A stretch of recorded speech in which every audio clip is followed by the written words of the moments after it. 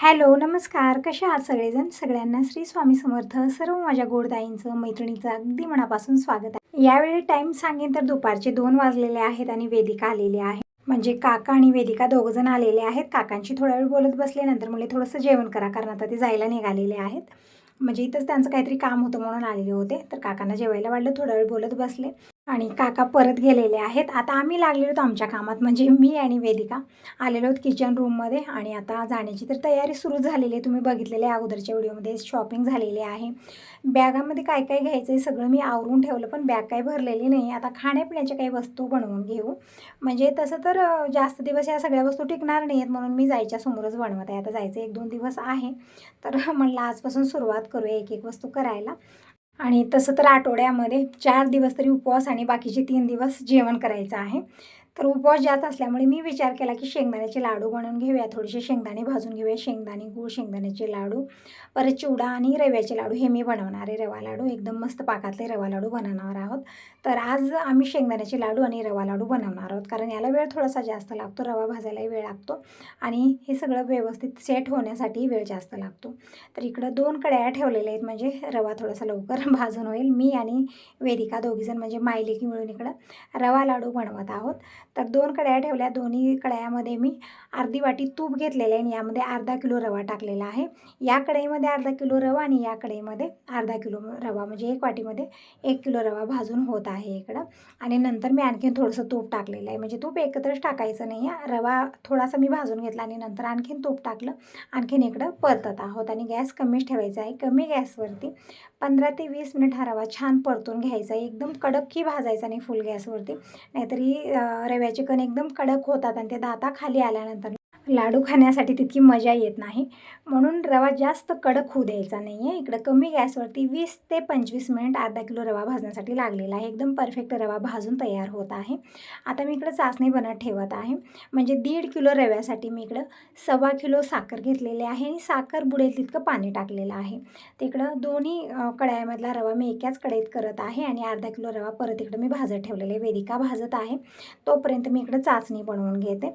आणि या चाचणीमध्ये म्हणजे 1 तारी चाचणी बनवायची आहे आपल्याला आणि चाचणीमध्ये रवा टाकून 1 तास तरी आपल्याला सेट होण्यासाठी ठेवायचा आहे. म्हणजे रवा चाचणीमध्ये छान फुलतो, छान ॲब्झॉर्ब करतो रवा चाचणी आणि एकदम मस्त लाडू बनून तयार होतात. आणि हो, रवा ना थोडासा बारीक घ्यायचा आहे आपल्याला. हा रवा थोडासा मोठाच आणलेला आहे दिनेशनं, पण थोडासा यापेक्षाही बारीक रवा भेटतो स्पेशल लाडूसाठी, तो रवा आणा. तर इकडं 1.5 किलो रवा पूर्ण भाजून झालेला आहे आणि इकडं चाचणी पण 1 तारी बनवून तयार झालेली आहे. म्हणजे 1 तारी चाचणी बनवायची आहे आपल्याला. आता चाचणी झाल्यानंतर मी गॅस अगोदर बंद केला आणि इकडं रवा टाकत आहोत. वेदिका मिक्स करत आहे. मी रवा टाकलेला आहे पूर्ण 1.5 किलो आणि यामध्ये ड्रायफ्रूट आवडीप्रमाणे टाकू शकता. मी फक्त मनुके टाकलेले आहेत. 2 चमचे विलायची पावडर टाकलेली आहे. चुटकी जितके येईल तितकं मीठ टाकायचं आहे आणि पूर्णपणे रवा टाकून छान मिक्स करून घेतलं आणि झाकून ठेवायचं आहे 1 तास आणि अधूनमधून चमचा फिरवत राहायचं आहे, म्हणजे थोडंसं लवकरही थंड होईल. तर इकडं बघू शकता अगोदर तर एकदम खिरीसारखं मिश्रण झालेलं होतं. असं वाटत होतं बघितल्यानंतर की याचे लाडू बनणारच नाहीत, बिघडलेलं आहे की असं वाटेल, पण बिघडणार नाही. एकदम परफेक्ट रवा लाडू बनून तयार होतात. तर इकडे मिश्रण बनवून झाकून ठेवलेलं आहे अर्धा तास आणि अधूनमधून चमचा फिरवत आहोत. आणखीन हे सेट झालेलं नाही, आणखीन अर्धा तास ठेवायचं आहे. तोपर्यंत शेंगदाण्याच्या लाडूची तयारी आम्ही करत आहोत. तर इकडे हीच कढई स्वच्छ करून घेतली. म्हणजे कढया जाड आहे, त्यामध्ये शेंगदाणे पण खूप व्यवस्थित भाजले जातात, छान कडक, आणि करपण्याचंही कसलं टेन्शन नाही आहे. तर इकडं वेदिका शेंगदाणे भाजत आहे. तिकडं लाडूसाठी मिश्रण सेट होत आहे. तोपर्यंत मी चिक्की खायला घेतलेली आहे. चिक्की आणलेली आहे रेडीमेड, तर मी घरी बनवलेली नाही आहे. तसं तर यांना म्हणलं होतं की घरी बनवते, तर म्हणत होते घरी काय काय बनवणार तू, किती धावपळ होणार आहे तुझी, तर थोडंफार मी मार्केटहून आणतो. तर एक चिक्कीचा डब्बा आणलेला आहे, खूप मस्त चिक्की आहे. तर एक चिक्की खायला घेतली मी. खाणं पिणं झालेलं आहे आणि तोपर्यंत हे मिश्रण पण छान सेट झालेलं आहे. तर आता आम्ही दोघीजण इकडं रवा लाडू बनवत आहोत. तर मस्त निवांत हॉलमध्ये बसलेलो आहोत, कारण किचनमध्ये सगळी कामं होतात. तर म्हटलं बाहेर हवेशीर बसूया. तर इकडे शेंगदाणे पण भाजून ठेवलेले आहेत. शेंगदाणे थंड होतात तोपर्यंत आम्ही लाडू बनवू. पण मला मिश्रण थोडंसं आणखीन सेट व्हायचं बाकी आहे असं वाटत आहे. म्हणजे लाडूला बनवल्यानंतर ना असा सेप बनत नव्हता, चपटे होत होते स्वतःहूनच. तर मला आणखीन थोडा वेळ ठेवूया. तोपर्यंत शेंगदाणे जे आहेत ना छान थंड झालेले आहेत. आता हे वाटण करू. तसंच शेंगदाण्याचे पाक करून आपण लाडू बनवू शकतो, तसे पण खूप छान बनतात. पण मी इकडं वाटून बनवत आहे. तर शेंगदाणे जितकं जमेल तितकं एकदम बारीक वाटायचं आहे. बघू शकता एकदम फाईन वाटलेलं आहे वेदिकाने इकडं. आता यामध्ये गूळ आणि तूप टाकून परत मिक्सरला फिरवायचं आहे. लाडू बनवायचे आहेत. एकदम पेढ्यासारखे लाडू तयार होतात. टेस्ट तर एकदम पेढ्यासारखा येतच येतो आणि दिसायला पण एकदम पेढ्यासारखेचे लाडू दिसतात. तर इकडं सगळे शेंगदाणे वेदिकानं म्हणजे 1 किलो शेंगदाणे आहे ते. तर शेंगदाणे छान भाजून एकदम बारीक फाईन वाटून घेतलेले आहे आम्ही. आणि इकडं गूळ पण मी खिसून घेतलेला आहे. 1 किलो शेंगदाण्यासाठी 1 किलो गूळ घेतलेला आहे. आणि इकडं थोडंसं शेंगदाण्याचं वाटण आणि खिसलेला गूळ टाकलेले मिक्सरच्या भांड्यात आणि 2 ते 3 चमचे तूप टाकलेलं आहे. मिक्सरला फिरवून घेतलं, कारण अगोदरच वाटण झालेलं आहे, फक्त मिक्स होण्याचं काम होतं इकडं. तर वेदिका हे सगळं करत आहे. वेदिका आली हे ठीक झालं. एकटीवरती खूप कामाचा लोड आलेला होता, धावपळ खूप होत होती माझी. म्हणजे स्वयंपाक, जेवणं, खाणं आणि रेग्युलर कामं जी रोजची कामं आहेत आपली, ह्याच कामाला मला दुपारचे 2 वाजत होते आणि ही दुसरी कामं काढली ना, मग त्याला वेळच भेटायचा नाही. धावपळ खूप होत होती माझी. थोडासा रेस्ट आणि आराम नाही, तब्येत पण बिघडल्यासारखी वाटत होती. म्हणून मी वेदिकाला बोलावून घेतलेलं आहे आणि ती आलेली पण आहे. मी तिला सकाळीच म्हणलेलं होतं की वेदिका एकटीची खूप धावपळ होत आहे, ये मदतीला. तर ती पटकन आलेली आहे. म्हणत होती ताई मी 11 वाजताच येणार होते, पण एस टीच आली नाही आज, म्हणून ती 2च्या एस टीला आलेली आहे. हे आल्यानंतर लगेच वेदिकाने इकडं कामाला सुरुवात केलेली आहे. म्हणजे लेकीची मायाच वेगळी असते ना, म्हणजे यांची तरी बरोबरी कोणाला येणार नाही. हां, आपल्याला वेगळं म्हणायची गरजच नाही आहे. स्वतःहून ते अशी काळजीच असते मुलींची. तर इकडं शेंगदाण्याचं वाटण तयार केलेलं आहे म्हणजे लाडू बनवण्यासाठी. आणि हे रवा लाडूचं जे मिश्रण आहे ते पण छान सेट झालेलं आहे. लाडू एकदम परफेक्ट बनत आहेत, बघू शकता. तर इकडं निवांत आम्ही इथंच बसले होतो आता किचनमध्येच, म्हणजे हॉलमध्ये गेलेले नाही. तेव्हा दिनेशचे पप्पा पण आलेले होते, तर त्यांना विचार केला की बोलत बोलत रवा लाडू बनवूया. पण तेव्हा ते मिश्रण आणखीन सेट झालेलं नव्हतं. तर आणखीन 15 ते 20 मिनिट आम्ही ठेवलं आणि आता हे मिश्रण एकदम छान परफेक्ट झालेले आहे. लाडू पण बघू शकता एकदम परफेक्ट बनत आहेत.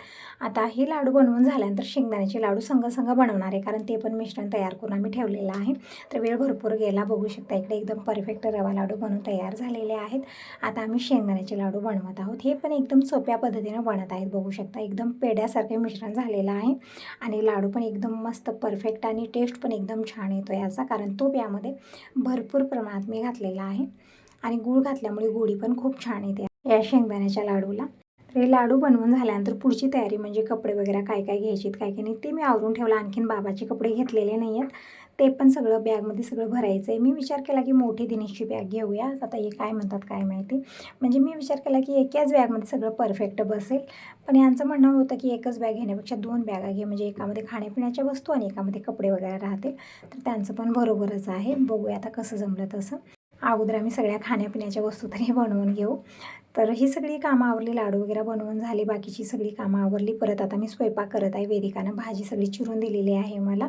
आता मी स्वयंपाक बनवून घेते, तोपर्यंत वेदिकाने इकडे सगळे लाडू भरून ठेवले आहेत, कारण मुंग्या खूप लवकर येतात आणि छान थंड पण झालेले इथे. शेंगदाण्याचे रव्याचे लाडू भरून ठेवले. स्वयंपाक, जेवण, खाणे सगळं रात्री आवरलं.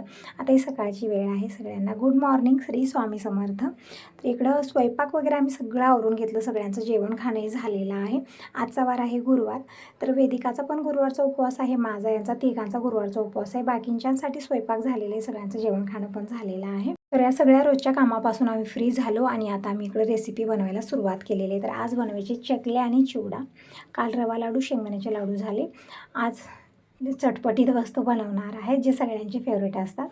तर इकडं हे जे पीठ आहे ना, डाळ आणि तांदूळ भाजून हे दळून आणलेलं होतं, म्हणजे काही दिवसापूर्वीच मी दळून आणलेलं आहे. तर तेच पीठ मी छान चाळून घेतले, म्हणजे वेदिकानं चाळून दिलेलं आहे. आता यामध्ये मी मसाले मिक्स करत आहे. तर इकडे 1 वाटी मी पांढरे तीळ घेतलेले आहेत, 1 चमचा जिरे, 1 चमचा ओवा हातानं घासून टाकला, लाल मिरच पावडर, हळदी पावडर, थोडंसं मी धना पावडर टाकलेली 1 ते 1.5 चमचा, चवीपुरतं मीठ टाकलं आणि तीळ टाकले. तर वाटीवर छान मिक्स करून घेतलेला आहे. आता टाकूया यामध्ये तेल. तर इकडं 1 वाटी तेल मी छान कडक गरम करून घेतलेलं आहे. यानं ना चकली छान क्रिस्पी बनून तयार होते, जसे की तोंडात टाकताच विरघळणारी छान असे क्रिस्पी चकली बनून तयार होते. तर इकडं छान कडकडीत तेल गरम करून गरम तेल मी या पिठात ओतलेलं आहे. अगोदर तर चमच्यानं मी मिक्स केलं, आता हातानं करून घेऊया. तर छान मी पिठाला हे तेल चोळून घेतलेलं आहे. आता थोडंसं पाणी टाकून हे चकलीचं पीठ छान मी मळून घेतलेलं आहे, पण जास्त थिक पण करायचं नाही आहे, नाहीतर त्या चकलीच्या डब्यातूनच ते गळणार नाही. पण थोडंसं जास्तच हे थिक झालेलं होतं आणि थोडा वेळ मी ठेवलं ना, त्याला रेस्ट दिलं, आणखीनच ते हे थिक झालेलं होतं. तर वेदिकाला म्हणलं आता चकली बनवायला घेऊया आपण. तर इकडं कढईमध्ये तेल ठेवलेलं आहे. बाबा जेवण करत आहेत, त्यामुळे मी दार बंद केलेलं नाही, कारण बाबा बाहेर बसलेले आहेत आणि दार उघडं ठेवल्यामुळे बघू शकता हवा किती भयानक लागत आहे. ते गॅसची आग ना एका साईडला होतं आणि तेल व्यवस्थित गरम झाले नाही आणि याच्यामध्ये किती पंचायत झाली, किती टेन्शन मला आलं होतं ते बघा.